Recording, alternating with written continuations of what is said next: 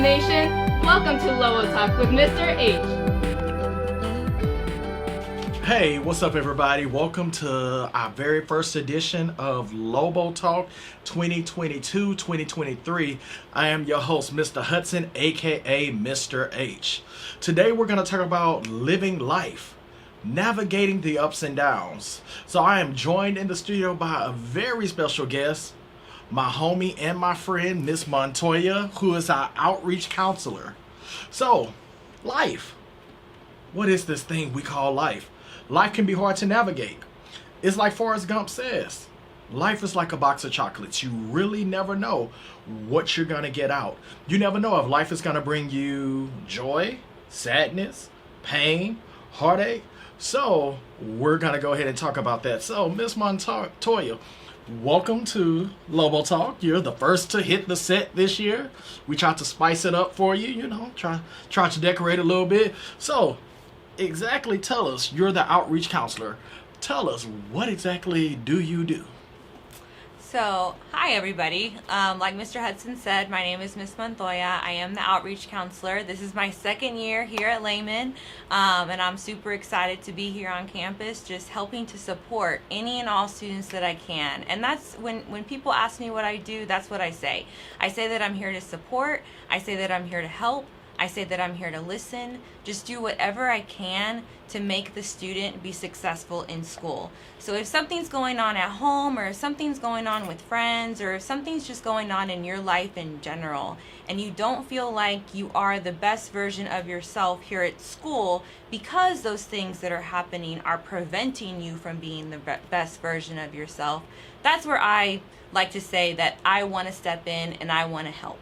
I want to listen, I want to support, I want to offer words of advice if that student is open to it.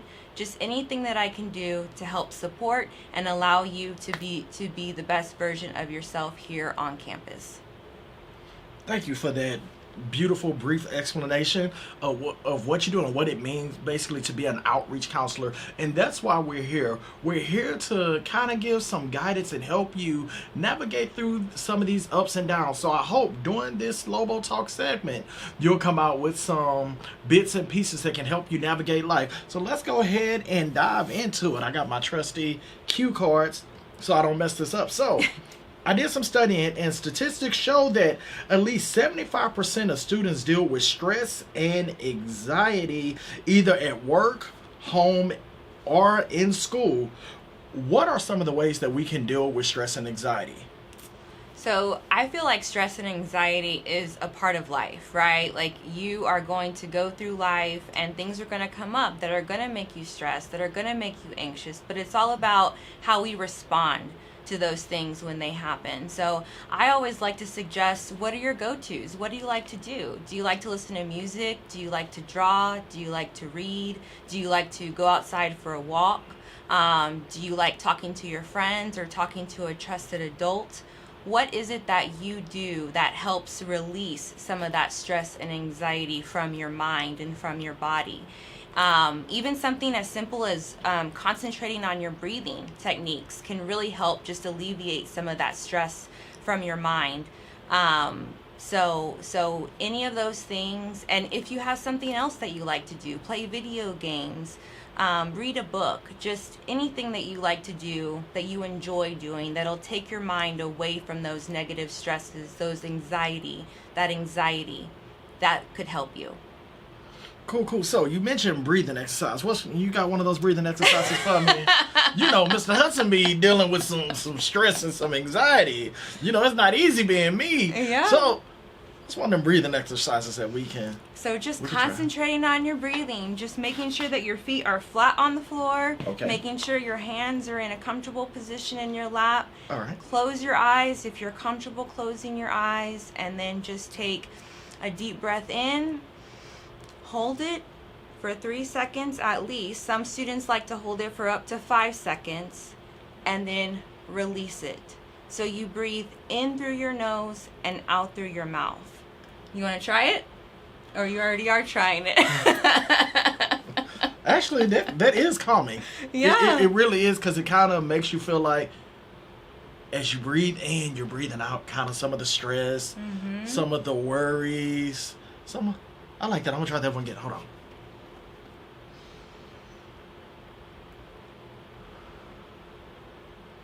Yeah, I like that one. That's very calming. What's another method that we? So there's breathing. Is sometimes listening to calming music, or like they call it white noise. Sometimes does that? Yes, Does that listening to white noise definitely helps.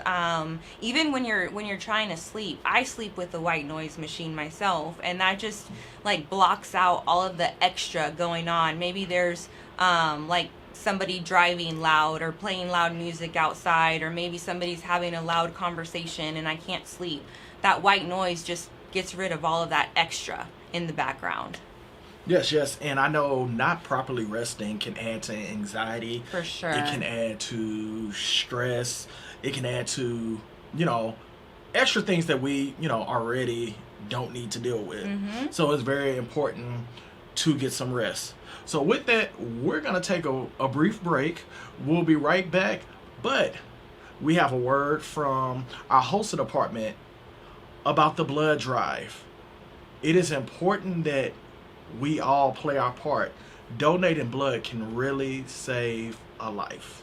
We'll be right back with you here on LoboTalk. Today we are working with We Are Blood to gather donations for those in need in the surrounding Central Texas area. Your donations will go towards those in need after traumatic injuries, chronic illnesses, cancer patients, and much, much more.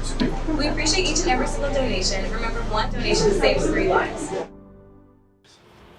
All right. Welcome back to today's edition of LoboTalk with Mr. H. I am joined by our outreach counselor, Miss Montoya, and we're talking about navigating life. So before the break, we talked about breathing exercises and white noise machines to help rest and ways to relieve stress and anxiety. So we're going to go ahead and continue our conversation about navigating the ups and downs. So I did another study, and it says 27% of students at least deal with depression. So if I'm feeling some signs of depression, or if I'm feeling, feeling down, or my friend is feeling down, what can I do? How can I help them? Because I know, we're seeing a lot happening with, substance abuse and all these other methods of trying to deal with pain, deal with ups and downs of life. What are some things I can do that can help me navigate that while I'm not hurting my body or watching my friend hurt their body? That's a very good topic to bring up, and it's something that's very needed right now. I will say that the most important thing to do is acknowledge the way that you're feeling. I feel like so many times students and adults, they try and brush it to the side. They try to act like it's not really there. They try and, do things that are not positive coping mechanisms to try and get rid of or numb the way that they are feeling, and it's not healthy. It's the way that I describe it is kind of like putting a Band-Aid on it. So you're not really addressing it. It's still there, but you're just putting a Band-Aid on it and trying to move on without acknowledging that it's there and trying to do something to make it a little bit less, make it a little bit better, make a little less pressure on yourself that way. I think the best thing that you can do is first acknowledge it, like I said, and then second, talk to somebody that you trust about it. It can be a friend, it can be a trusted adult. Just try and get it out there, because once it's out there, that means that you are wanting to make a change. You're wanting to change something within yourself or within your life to try and make it a little more manageable. Definitely want it to be manageable. And even us as adults, we do realize, times have changed. I remember when times were simple. Growing up, life was very simple. We didn't have all this social media. We didn't have all these phones. But now, life is very different. And I've learned just from raising my daughter and being active in my godkids' life, they tend to deal with just as much stress, anxiety, and even sometimes depression, more so than I have as an adult even deal with it. So it is important. And one thing I've learned is, if you talk to somebody and they don't seem to care, talk to somebody else. Yes. Because eventually you will run into an adult or into somebody that actually really, really cares. So here's another one. 47% of students either will or have dealt with or will deal with some type of life-altering trauma, such as death of a loved one, of a friend, a tragic car accident, divorcing of parents, a parent not being actively present. So what are your thoughts on some of that and dealing with trauma? Because it says mostly 47% of this is kids who are 17 years old or younger. So what are your thoughts on those numbers and just some of the trauma and how to kind of navigate through that? Well, I will say that I think that number is kind of low.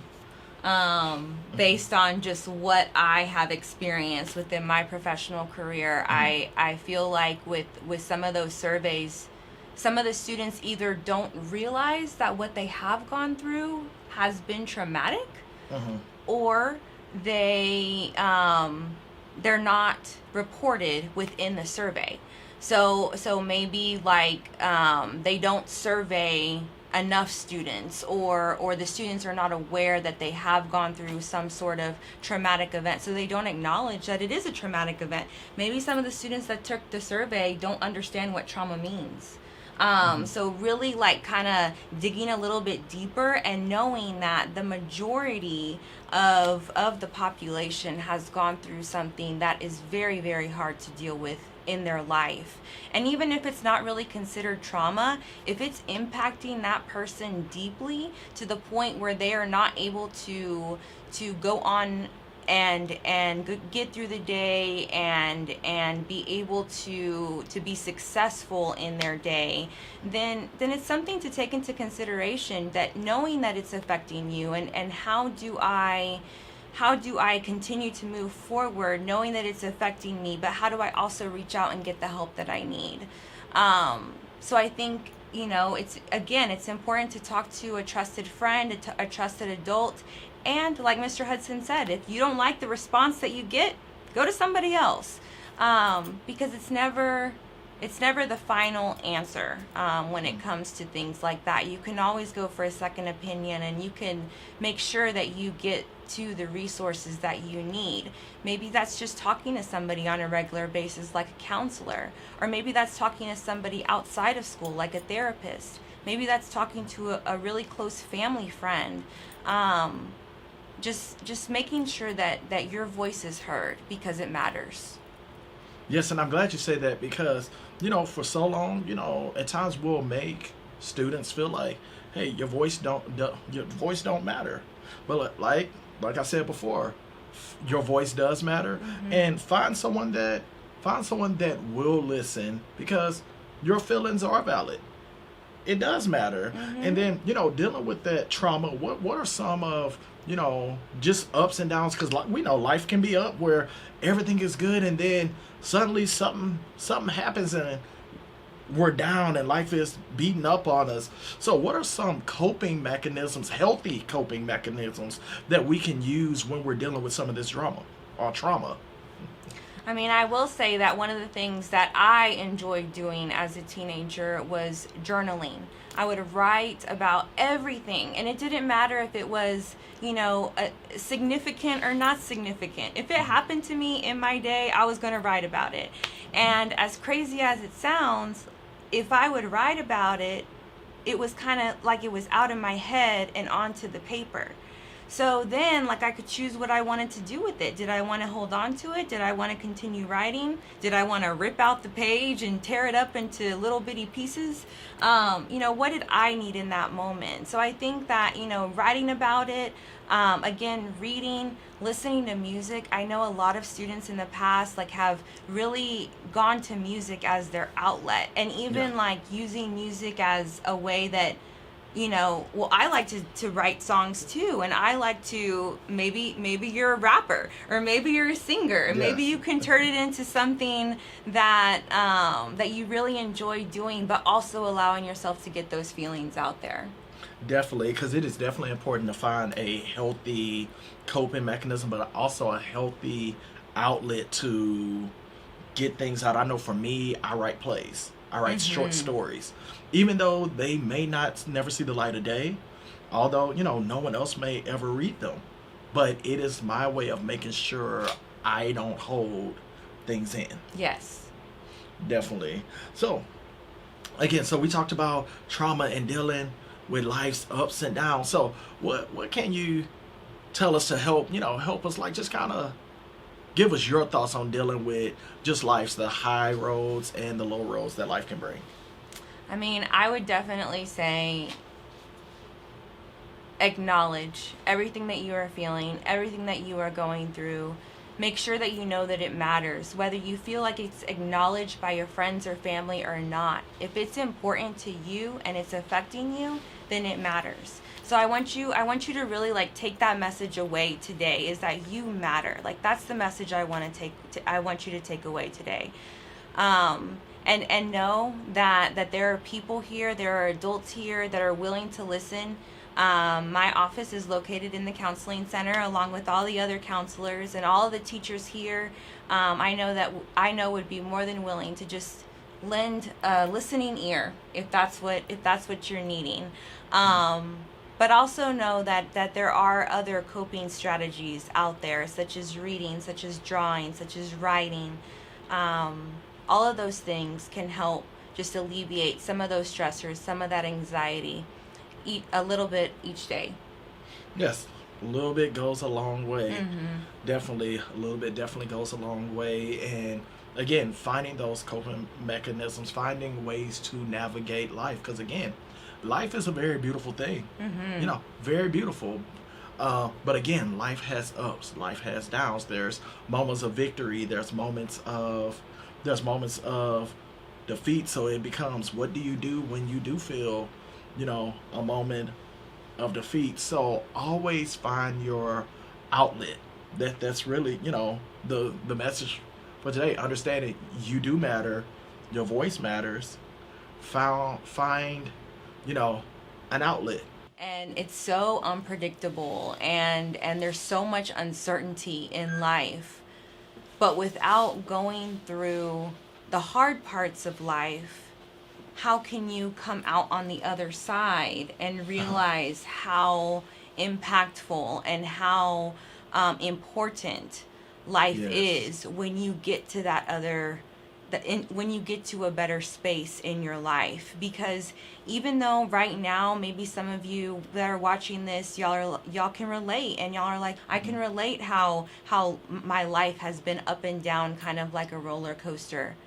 But even though that you can relate right now, it doesn't mean that you are going to relate for your entire life. Your entire life isn't going to be based on the bad stuff, based on the trauma. It is temporary in your life. And I say that, but I say that with caution, because I know right now it may seem like it's your whole life. And it may be. Like, what you're going through right now may seem like it is your whole life. But once you start going through life and you start going through you start experiencing different things within your life, you realize that was only a temporary part of your life. And now you can come out on the other side eventually and be like, wow, I got through all of that. And look where I am today.